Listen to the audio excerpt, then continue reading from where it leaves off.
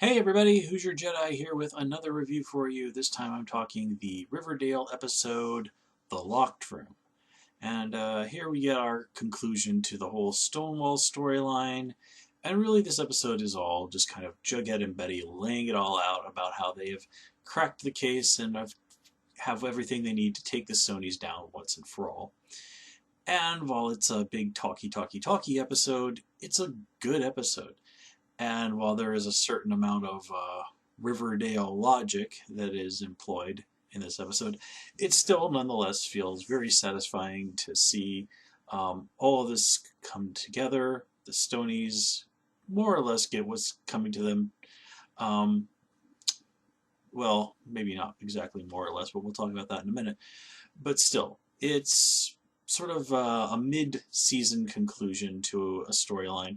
And there were some parts of this that I thought like, oh, okay, that makes a lot of sense. And then there were some other things that are... Anyway, might as well get to that part right now. Of course, the biggest one is what happened to Jonathan. He just seems to have up and disappeared. Jughead kind of implies to this, that the Sonys might have offed him because he was getting cold feet or something, but we never find out what actually happened to him.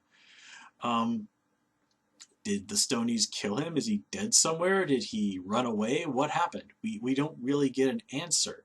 They sort of point out that he's missing, but never give us a clue. And again, if Jughead implied that they had him killed, the fact that Joan and Donna walk away from all of this, essentially, that's pretty messed up.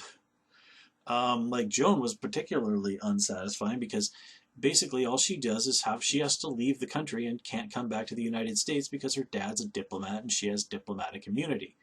She doesn't really seem to care that she can't come back to the US. So yeah, it's kind of like getting banned on a subreddit you don't really care about. And Donna, who probably was the most nutso of all of them, doesn't suffer any real consequences either because Betty likes Tracy True and doesn't want to soil the character's good name by having it get out that Donna is a freaking psycho. And all she can really say is like, yeah, Donna, I'll be keeping an eye on you. If you do anything, I'll make sure that it comes out that you had a motive to commit a whole bunch of crimes. And, you know, your reputation and Tracy True's reputation will be seriously sullied. Again, not particularly satisfying as how Donna was the one really most centric, besides Mr. DuPont, in the whole let's kill Jughead thing. I mean, that's just really, really disappointing on that front. But still, seeing DuPont get taken down and ultimately kill himself in a not especially subtle but still ironic way. It's just sort of weird that they tried to kind of portray Chipping as a sympathetic person, but by their own explanation, he murdered someone for a book contract. In fact, he murdered a Stonewall student. He murdered somebody who wasn't even an adult. And then he kind of went on and had this life of apparently being a pretty cool life. He got married, he had a successful career, but when it came time to like kill somebody again, like Moose, he chickened out. Or like, what? I mean, did I miss something here? You had to commit the perfect murder to get the contract, which implies that at some point in the past, Chipping killed somebody, one of the Stonewall Four. I mean, a murderer who kind of got cold feet and regretted it, okay, fine, but still, it's, yeah, not really quite feeling that. I do like that they brought Jughead's grandfather back and kind of what his actions in in previous episodes make a lot more sense now.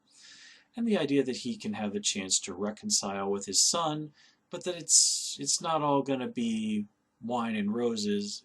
I did like that. I mean, there was definitely more to that situation than like, hey, I had to run away from my family because a guy was trying to kill me.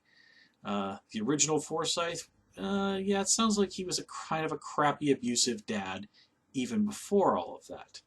Although how much of that was rooted in, like, oh my god, I know this terrible secret.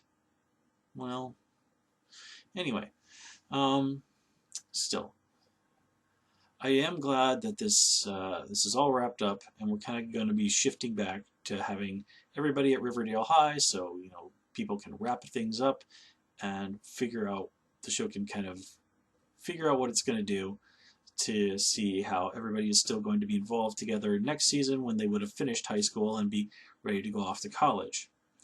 Of course, this also means that the whole thing with Charles and Chick is probably going to be what moves into the forefront after this. But, besides the fact that those two are working together somehow, there's still a lot that's up in the air. So where all this is going to go, I don't know.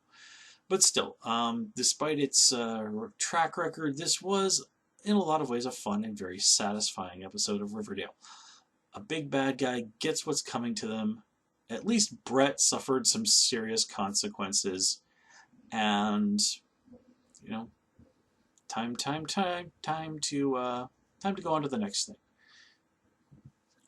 Anyway, guys, I'll call it here. As always, please comment, rate, and subscribe. And, of course, you can follow me on Twitter at Who's Your Jedi. Until next time, take care and have a good one.